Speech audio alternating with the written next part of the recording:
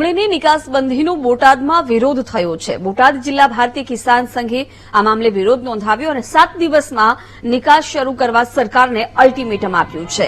નિકાસબંધી નહીં હટે તો ગાંધીનગરમાં મંત્રીના ઘર સુધી આ વિરોધ પહોંચશે। કહ્યું કે મંત્રીઓના ઘર બહાર ડુંગળી ફેંકવામાં આવશે। કિસાન સંઘે અલ્ટિમેટમ આપ્યું છે। સાથે જ બોટાદમાં તાલુકા સેવા સદન સામે તેમણે ડુંગળી ફેંકી વિરોધ નોંધાવ્યો।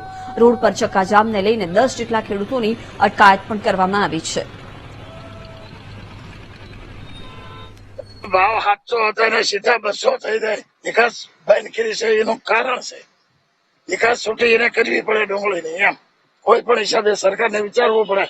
જય જવાન જય કિસાનના નારા બોલવાના ભારતમાં અને જવાનને મારવા કિસાનોને મારવાની વાત।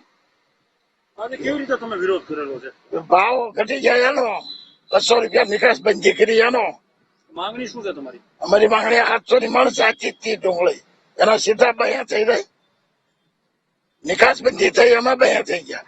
ખેડૂતને પાયમાલ થઈ જવાનું।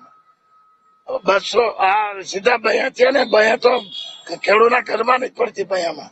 આજે ડુંગળી અમે વિનામૂલ્યે વિતરણ કર્યું અને દરેક ગરીબ માણસોને આપી અને બીજી અમે રોડ ઉપર ફેંકી। ત્યાં સુધીનું કારણ એ છે કે ખેડૂતોને જે 800-900 રૂપિયા ભાવ હતા માત્ર 200 રૂપિયા થઈ ગયા। એટલે કિસાનો અત્યારે ટેન્શનમાં છે।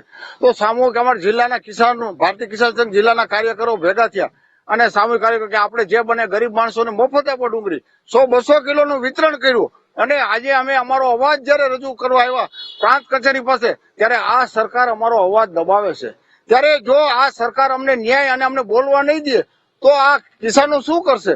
કિસાનોના ન્યાય અને હક માટે જયારે કિસાનો બોલતા હોય અને એનો અવાજ દબાવે અને આજે અમારી ધરપકડ થાય અને અમને લઈ જાય, અમને બોલવાનો દે, હક ન મળવા દે, ક્યાં સુધી ચલાવી લેવું?